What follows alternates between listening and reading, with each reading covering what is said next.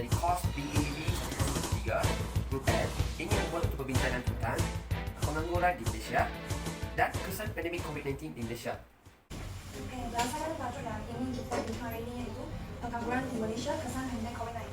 Bagi pendapat saya berasa pembangunan pekerja merupakan satu kesan pandemik COVID-19.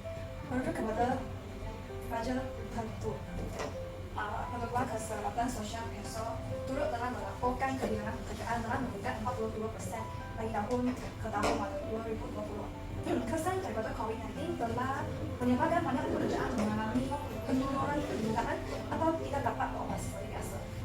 Maka peningkatan kerana pengangguran pada tahun 2020 banyak dipengaruhi oleh pemberhentian bekerja oleh syarikat-syarikat yang berkesan.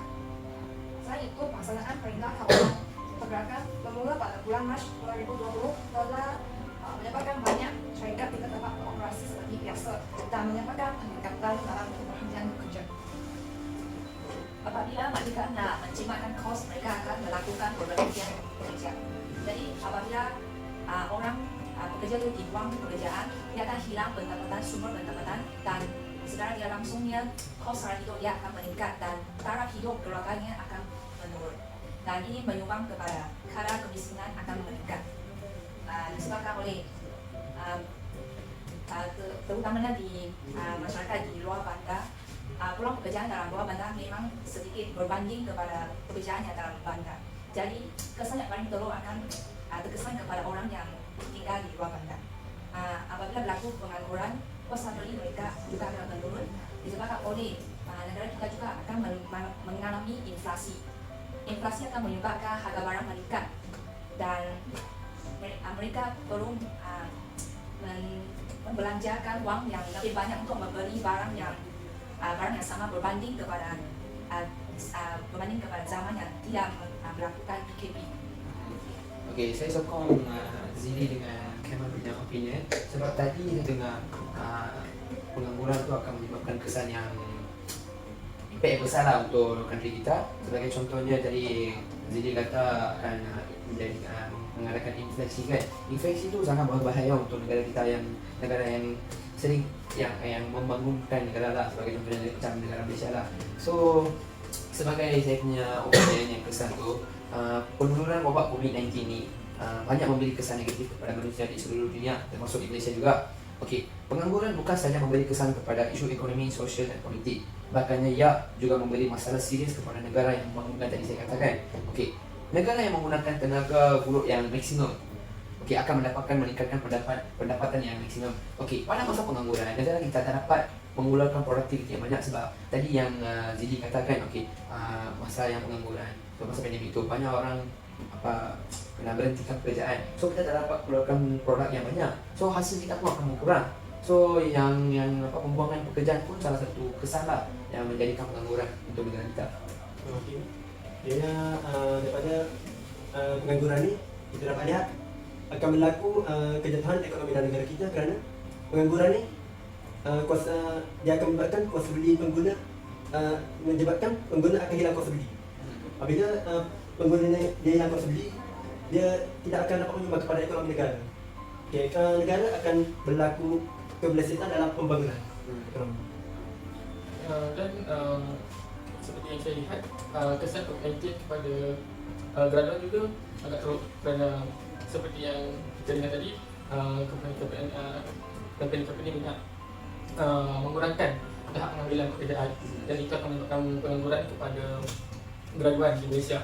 Mengikut penyelidikan daripada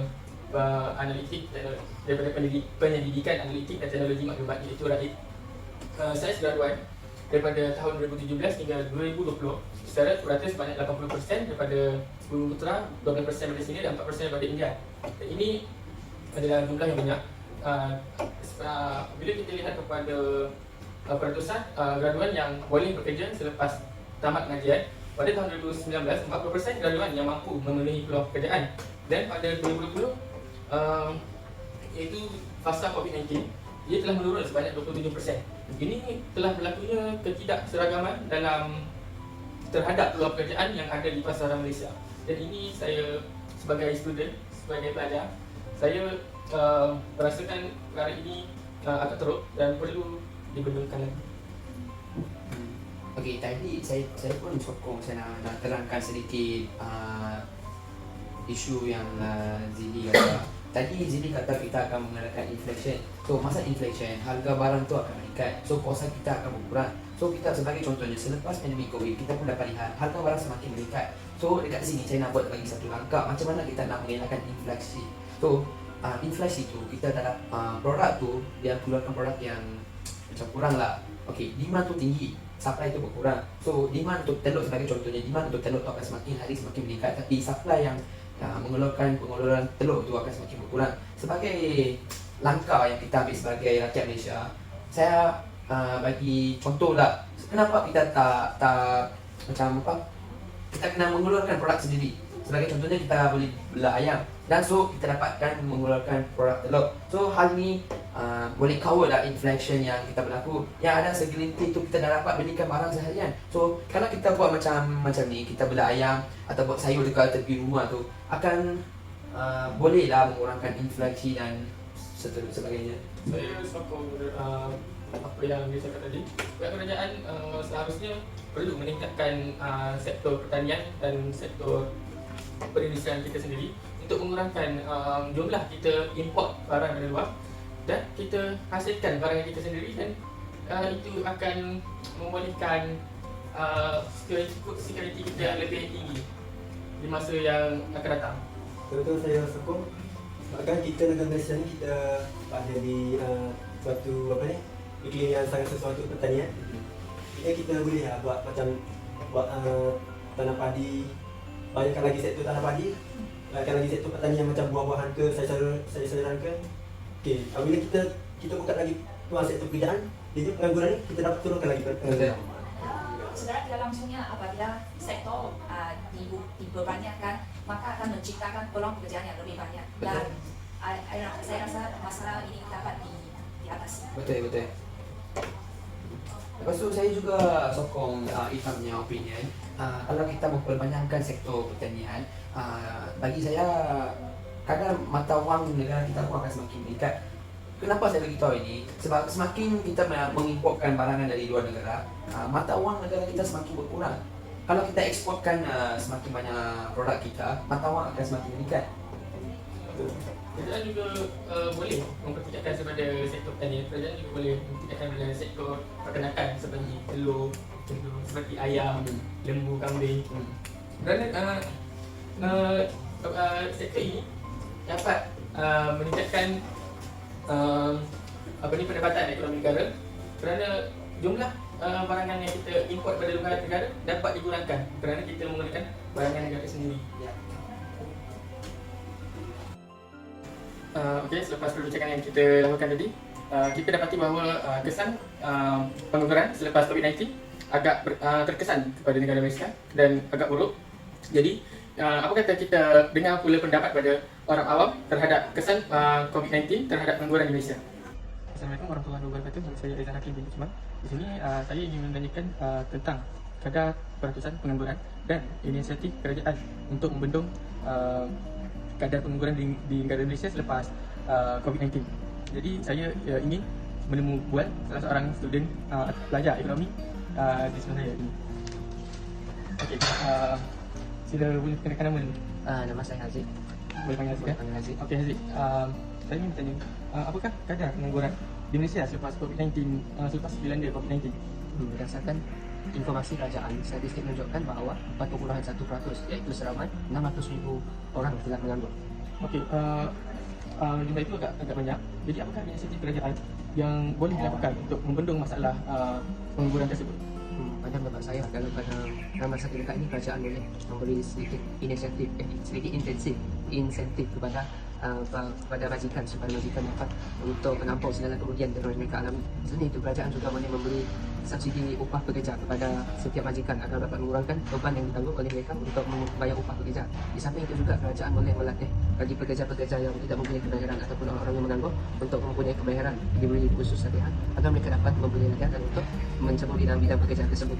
Dan yang terakhir sekali, kerajaan juga boleh menggunakan satu program iaitu pengambilan buruh khas secara one-off, iaitu mengambil lepasan-lepasan sarjana ijazah guna untuk menceburi bidang pendidikan untuk menjadi guru dalam bidang mereka telah pelajari. Okey, itu adalah beberapa inisiatif yang kerajaan boleh lakukan untuk menggerakkan pengangguran di negara. Dan saya berharap dengan inisiatif ini kadar pengangguran di negara Malaysia dapat dikurangkan dan dapat distabilkan sebelum seperti yang biasa, dan sebolehnya menjadi ekonomi Malaysia menjadi lebih kokoh daripada sebelumnya. Okay, terima kasih. Terima kasih. Baik, Assalamualaikum. Nama saya Amran Irfan. Okey. Panggil apa? Saya panggil Irfan boleh. Panggil Irfan. Okey ya. Okey, Cik, saya nak tanya, apakah kesan pengangguran ni kepada ekonomi negara selepas COVID-19? Okay. Sebab COVID-19 pun dah lama berlalu, tapi macam kita tengok kesan dia agak teruk lah pada ekonomi Malaysia kita sendiri kan. Macam pengangguran tu memang banyak lah, of course. Tempat dia buang kerja semua disebabkan kita tak ada revenue. Kita tak ada revenue, tak ada pulangan daripada sale-sale yang kita buat semua kan. So disebabkan tu kita tak boleh nak tampung pekerja, lepas kita buang dan kita tak boleh ambil orang baru lah.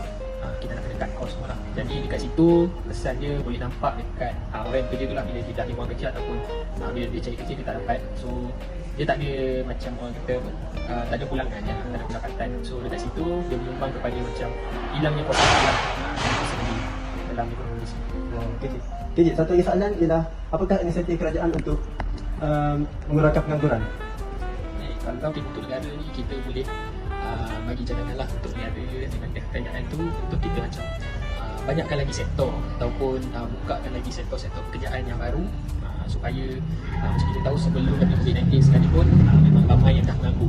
So bila kerajaan buka lebih banyak lagi sektor pekerjaan tu, kita boleh nampak lebih ramai orang akan minta kerja lah. Sebab macam tu. Okay, terima kasih, Cik. Itu saja soalan daripada saya. Terima kasih. Okay. Itu saja daripada saya. Okay, Assalamualaikum. Okay, kesimpulannya kita dapat lihat kesan pengangguran di Malaysia, kesan COVID-19, dan kita juga dapat melihat langkah untuk mencegah pengangguran di negara kita.